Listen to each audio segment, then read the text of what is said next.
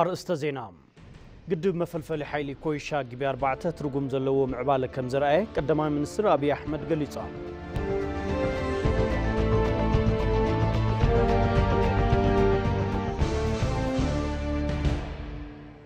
هجراوي مخكر وشت أو صجمات بزتن مفتاح تبوت مفتحي مخانو تقليص الله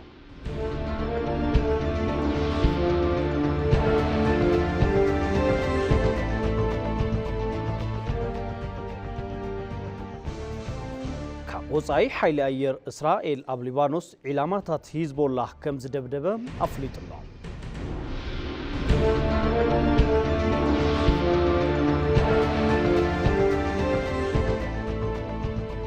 أديس أبا كابز مدبرو استوديو إتبي عزو سلام تنات قبلو كبرات تغتاتلتين الساعات زستدالو زيناتات حزنا لكم قريبنا لنا زيناتات جيتات شوالهم ساهم كسان حيسنا مكتالنا كون لكم نتمنخو فلما حصرت زيناتات قدم مفلفل حيلي كويشا جيبي 4 قدمي 6 ورحي كابز نبره قمقامنا ندحر ترجم زلوا معبالار إيو كبلو قدماي منستر أبي أحمد قليصام توم قدماي منستر نمبل 14 قزابتي بروجكت ترخيبهم كيدي تسرح مقمقامهم كابيت صحفت قدماي منستر ترخب حبريتا ردي اللهم باش عاد زغصرو إثيوبياويان مناسي يابتي بروجكت ليتن قطرن يسرحو كم زلوون تقليصوم بمخانون قدم مفلفل حيلي كويشا جيبي 4 ترجم زلوا معبالة أرئي لهم اتوم قدماي منستر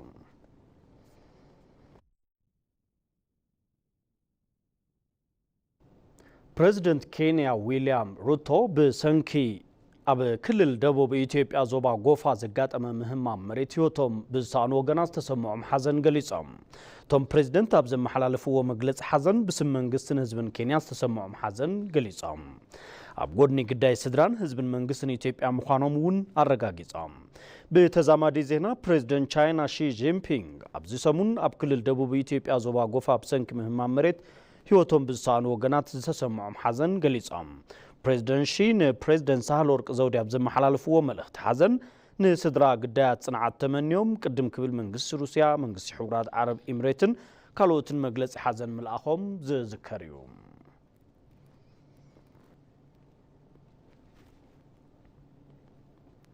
كل جوار مكلخال بوتهدراو مويا زسلطنو مكوننا سراويت مكلخال أمريقوم كل جوار مكلخال باستفلالي وتهدراوي زفرات مويا زسلط أنا مكوننا سراويت مكلخال أمريق لهم أبتي مرها قبري مرقال علواي تمجرشم سراويت مكلخال فيلد مارشال برهانو جلام وانا زازيت كوليج برغادير جنرال بولتي تادسم لعلولو مكوننا سراويت مكلخال حلفت سراح منقسي وتهدراوي أتاشيتات حقرات سدرات مرقتن كالو تاقايشن ترخيبهم كاب حصير سلطنا كساب كالاي ديغري بركي تمرتي ابتي كوليج تخاتاتيلوم كاب استمرقوا مكوننا سراويت مكلخال كينيام دبوب سودان سومالي لاندن كالوت هاجرات افريكان يركبوهم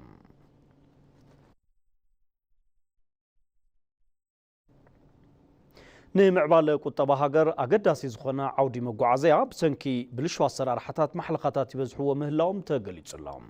بعودي ترانسبورتن لوجيستيكسن وهابو قلقالوتات أمم محاش زدها بمدرخ من قسقاس أب كتما دامات ساليتم أبتي مدرخ مدرز اسمعو منستر ترانسبورتن لوجيستيكسن دكتور على مسمي تمدرخ من قسقاس اتي عودي بزحش ملكعو نمن نقاقحن أبتي قلقالوت زرعيو محلقاتات ببرك هاجر نمفتاحن زي علم إيلام عودي ترانسبورتن لوجيستيكسن ببزح ملكعو مسيوتنا زي تأساس رئيو زبلوتهم منستر تواساتي تعودي بزقبا زي تزمر اللوم جاقان يوميلوم يخون نبر أبز عودي زرعيو بلشوا السرار حتات بفلايد ما بزي قبو مزناز وهاو مقنحي فقاداتن بزي قبو مرمرانا مقدي زوز آمكاينن نتفاات هوت سبن عنوات نبرة مخنيات كوينوم يوميلوم زي تقام نمقراف بحبار كمين سراح أبز بالزعبا بمزتاين ناب تكبار بمئتاون مسرح يد اللي كبلون التحساسيبهم أبتي مدرخ من قسقاس كامل لا زهاجر توصاصا دك أنستيون لعلوت أمرار حتات كللن ترخيبهم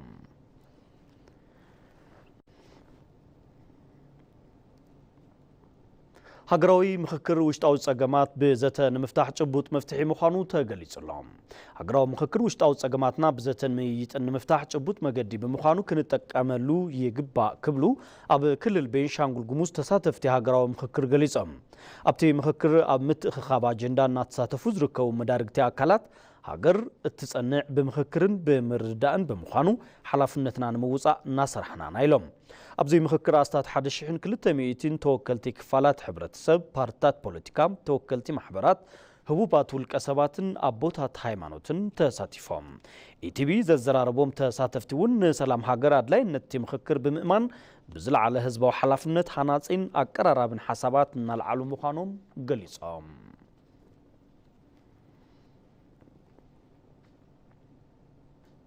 حبرات عمارات عرب ኣብ ክልል ደቡብ ኢትዮጵያ ወረዳ ገዚ ጎፋ ብዘጋጠመ ሓደጋ ምህማም መሬት ንዝተጎድኡ ወገናት ዝውዕል ሰብኣዊ ደገፍ ገይራ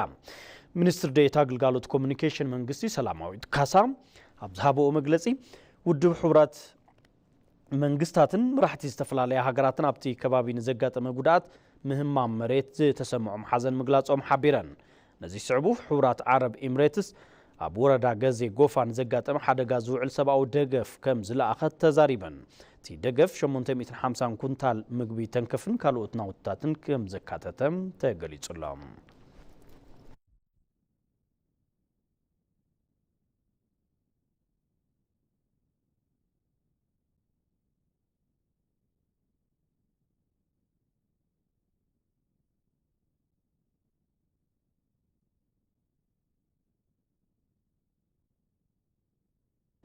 ሰራዊት ምክልኻል ሃገር ኣብ ዞባ ጎፋ ብሰንኪ ዝበፅሐ ሓደጋ ንዝተጎድኡ ወገናት ዝውዕል 6.3 ሚልዮን ብር ዝወድአ ድጋፍ ዓይነት ገይሩ ሰራዊት ምክልኻል ሃገር ኣብ ዞባ ጎፋ ወረዳ ገዜ ጎፋ ቀበሌ ኬንቾ ብሰንኪ ዝበፅሐ ምህማም መሬት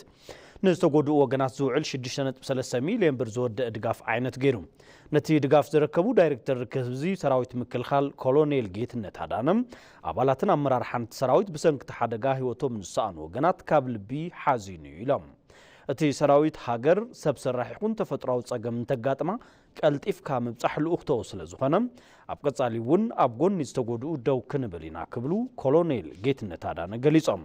እቲ ድጋፍ ዝተፈላለዩ ቀረባት ምግብን ኣልባሳትን ዘካተተ ኮይኑ ብሓፈሻ ልዕሊ 6.3 ሚልዮን ብር ዝግመት እዩ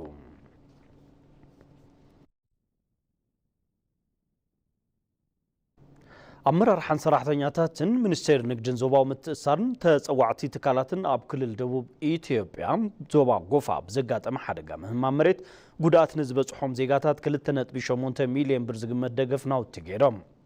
ሚኒስትር ንግድን ዞባዊ ምትእስሳርን ዶክተር ካሳሁን ጎፌ ኣብቲ እዋን ከም ዝበልዎም እቲ ዝበፅሐ ሓደጋ ስዒቡ ኣመራርሓን ሰራሕተኛታትን ሚኒስቴር ንግድን ዞባዊ ምትእስሳርን ተፀዋዕቲ ትካላትን ቶም ዝተጎድኡ ወገናት ንምድጋፍ ዘኽእል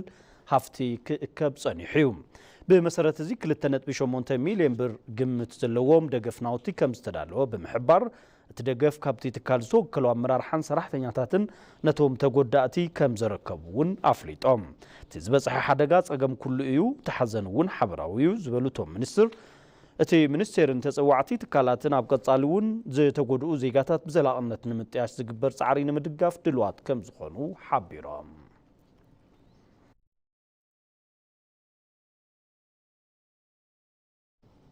بكتافنو كاب تلفزيون إثيوبيا ناباكم زبل ما أدي زينا إتبي تقرينا مكتتالكم تركبوا كبرات تقتاتل تمرسكم سلت كتاتلونا نمسكنكم حزون مسانا تصنحو بزرزرنا بزحرنا يوم زيناتات كنسجرينا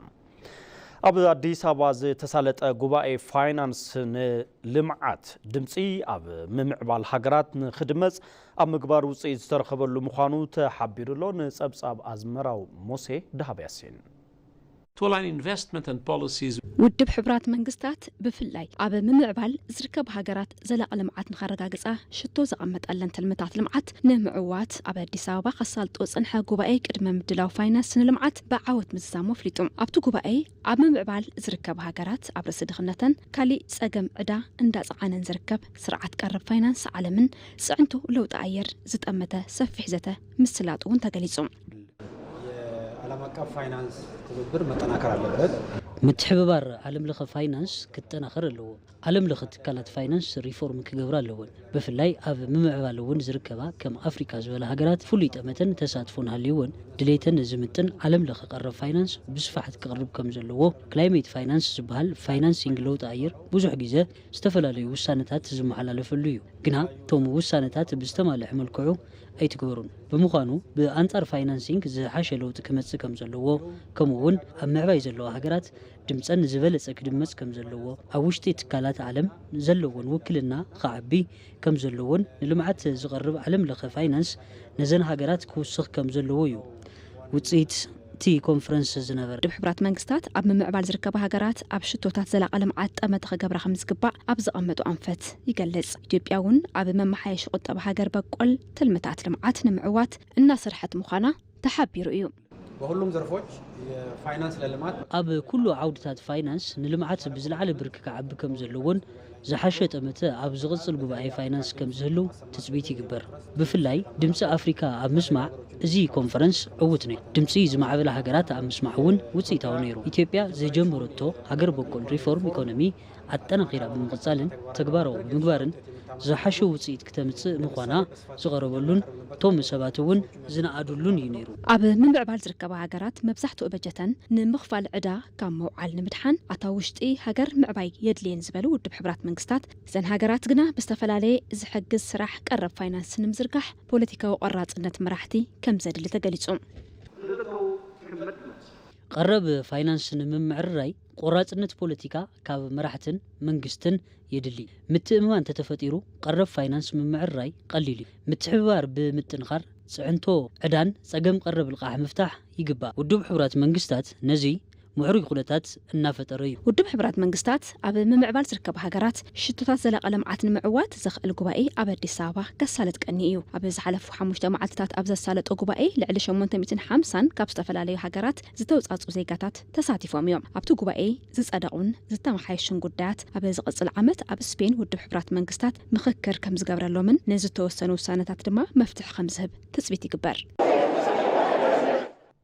ኢትዮጵያ ኣብ ክልቲኣውን በዓል ብዙሕ ወገንን ዲፕሎማስያዊ ርክባት ኣድሂባ እናሰርሐት ትርከብ። ኢትዮጵያ ምስ መራሕቲ ዝተፈላለያ ሃገራትን ትካላትን ብምርኻብ እውን ኣብ ዝተፈላለዩ ዲፕሎማስያውን ቁጠባውን ጉዳያት ኣድሂባ ዘተያያ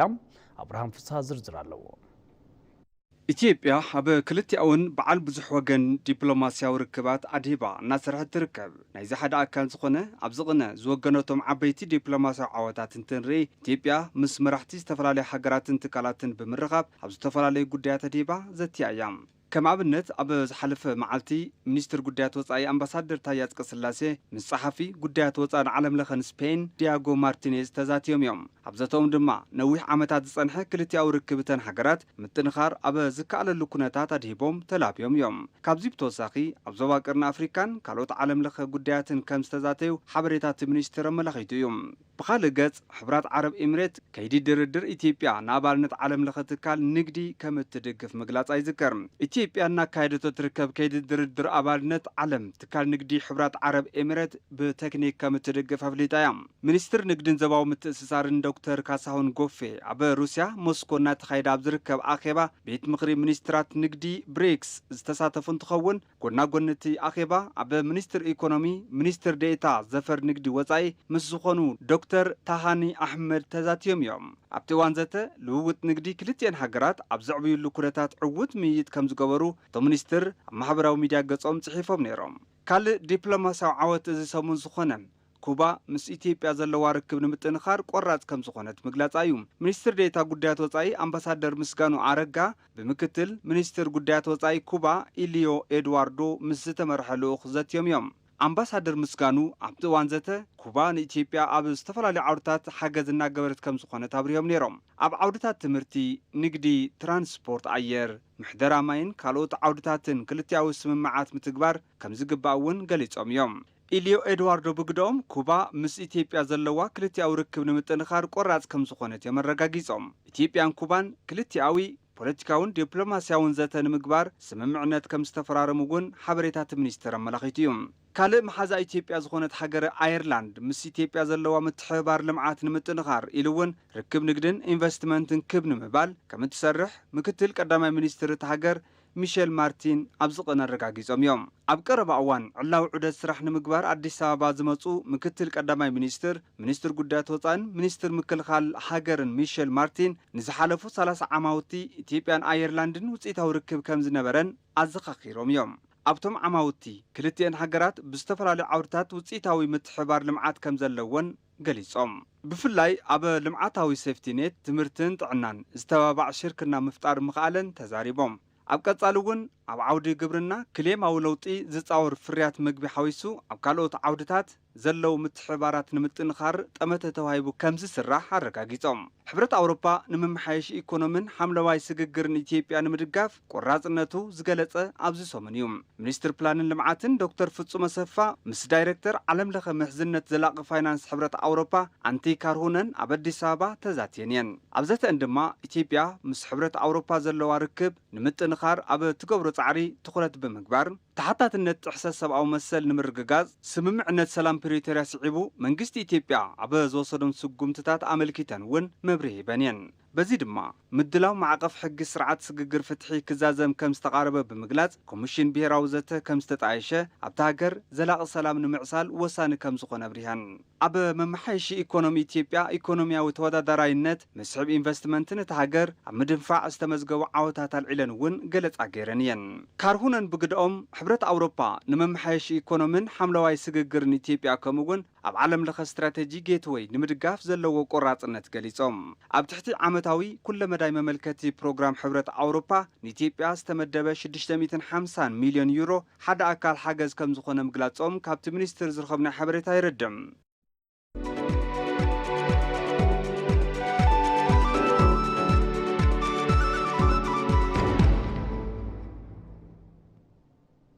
ዜና ዕዳጋ መገዲ ኣየር ኢትዮጵያ ካብ 22 ሓምለ 2016 ዓ.ም ጀሚሩ ካብ ኣዲስ ኣበባ ናብ መቐለ ካብ መቐለ ናብ ኣዲስ ኣበባ ናይ ምሸት በረራ ክጅምር ምዃኑ ገሊጹሎም መገዲ ኣየር ኢትዮጵያ ማሕበራዊ ሚድያ ኣብ ዘመሓላለፎ መልእኽቲ እቲ በረራ ነፈርቲ ዕለተ ሰኑይ ካብ ኣዲስ ኣበባ ናብ መቐለ ካብ መቐለ ናብ ኣዲስ ኣበባ በረራ ከም ዝጅመር እውን ሓቢሩሎም